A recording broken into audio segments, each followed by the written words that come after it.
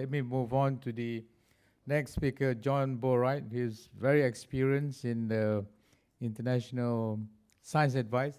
John, you have the floor. Do I have the mic? Does it come on out of? Yeah. Okay. Thanks very much. I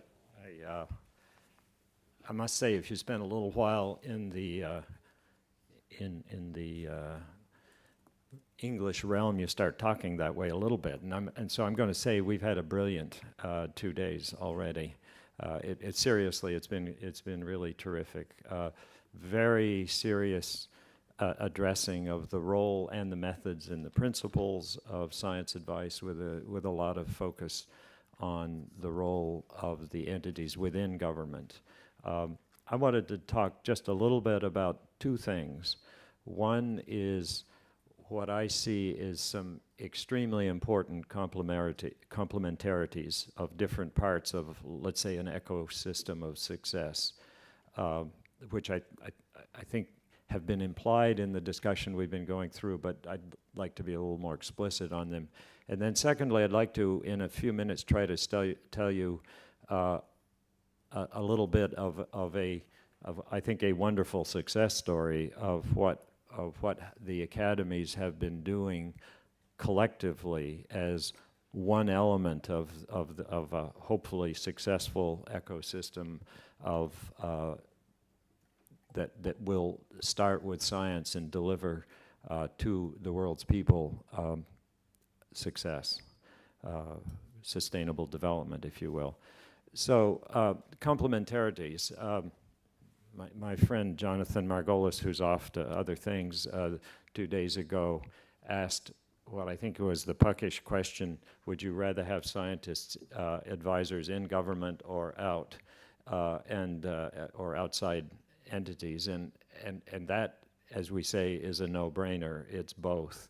I've tried personally to work the science into policy process from several different angles, both inside and outside the government, and it is really clear that you are desperately dependent on both of those components. It is, and even within government and outside government, there are several different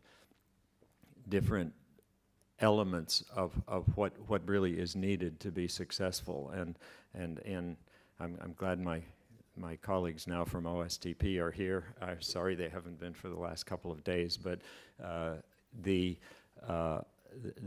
least in my brief time in that operation, it was extremely clear that what was called an all-of-government approach and an all-of-society kind of approach was necessary even for the United States, which in fact has lots of challenges.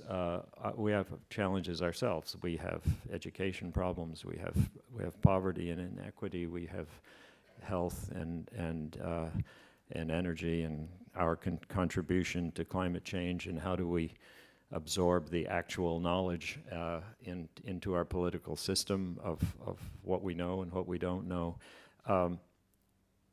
All of those things involve many different players and institutions, universities, and so on, government at various levels, and the answer is absolutely certainly that we need these things to be working together.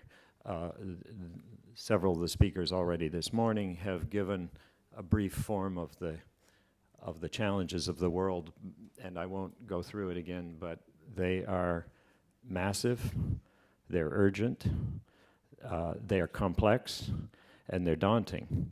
And that's a big challenge for our societies to understand and choose an appropriate path and an appropriate common path through these challenges. And we're going to need a lot of cooperation, a lot of complementarity to succeed. The second part of what I wanted to talk about a little bit, I previewed it a little bit with our ICSU colleagues before starting today. I'd like to try to be quite clear as to one part of this ecosystem of the engagement of science in moving toward human well-being. It gives frankly, some really good news, and I think some really nice examples of efficiency and complementarity, and why I have some hope that we actually can collectively deal with our problems in some degree. The academies of the world, science academies of the world, 15 years ago, essentially were institutions that recognized excellence and advocated excellence within their own country. And they had essentially nothing to do with each other, except through some things, long-standing partnerships, such as some of them, a large number of them actually being national members of ICSU and a few other things.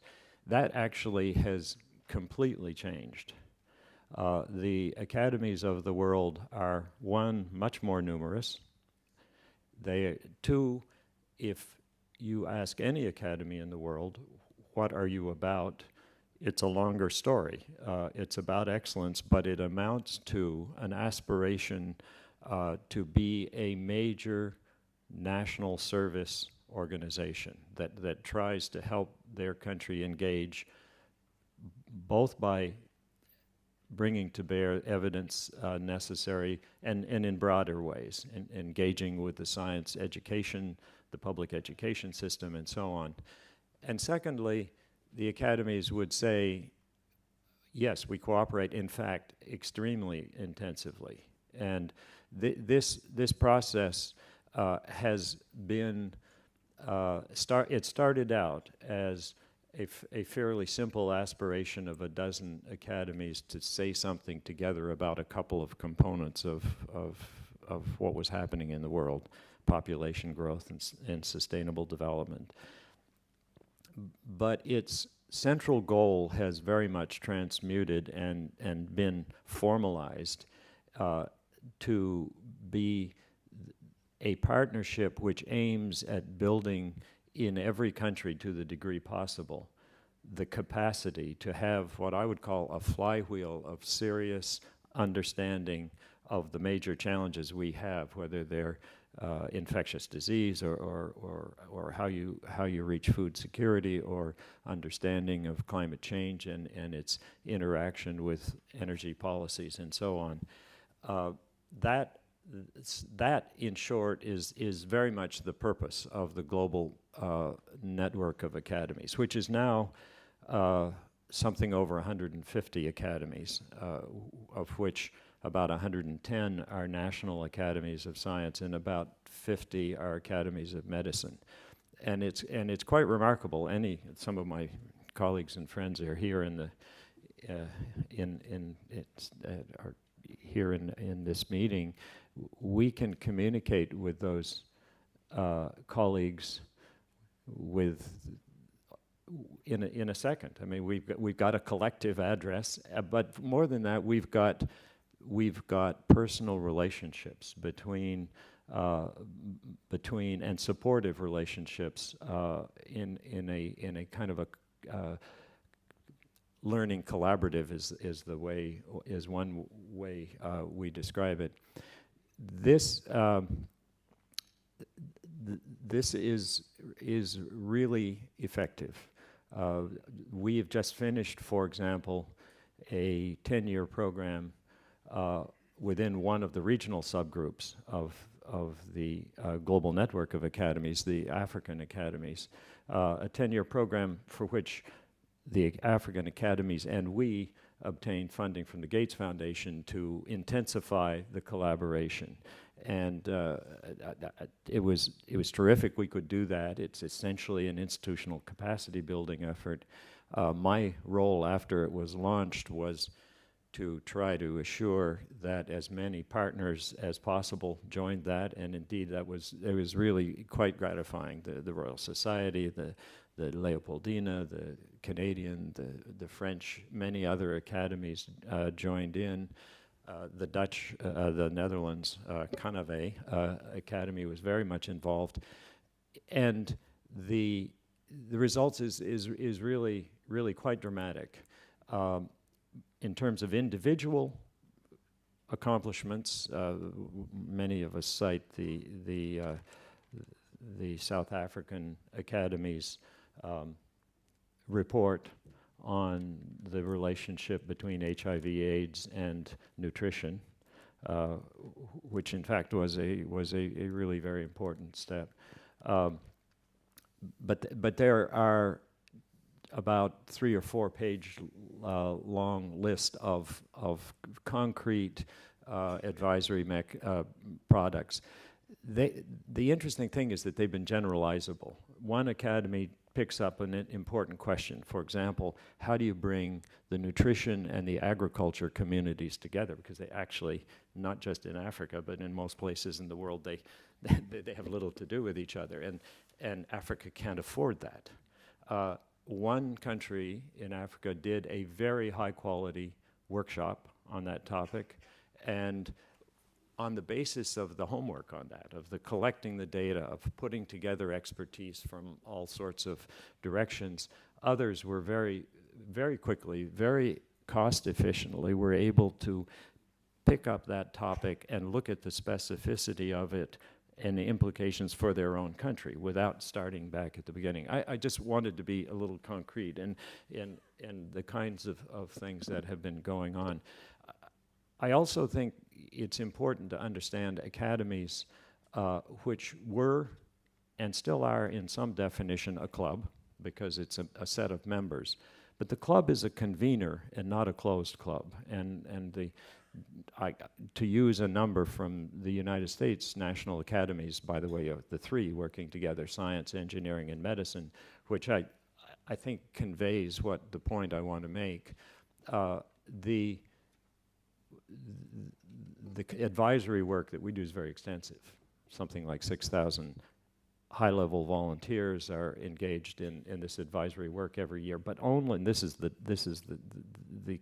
I think the really interesting number, only 20% of those are members of any one of our 3 academies. Now, we have 5,000 academy members, and they are not sufficient to give us the expertise we need for more than about a quarter of our need for expertise.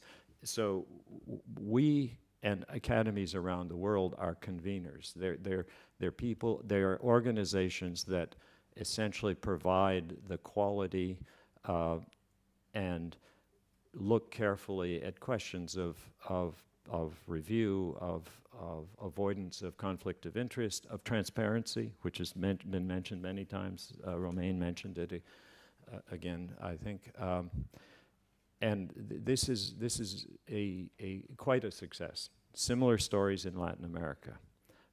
We have a very deep, strong cooperation. In fact, I could give a little anecdote for every institution here at the table, but the Brazilian Academy played a magnificent role as the home base and the secretariat for a very, very successul inter-American network program addressing using some of the core needs of the countries as topical programs to enable each academy to have real quality to deliver to its own country and real capability, and that was done in a shared way. And the programs, and I'll finish with this, are not surprisingly, because you take it from the top of national needs, their energy, their water, their education, and it turns out in most cases actually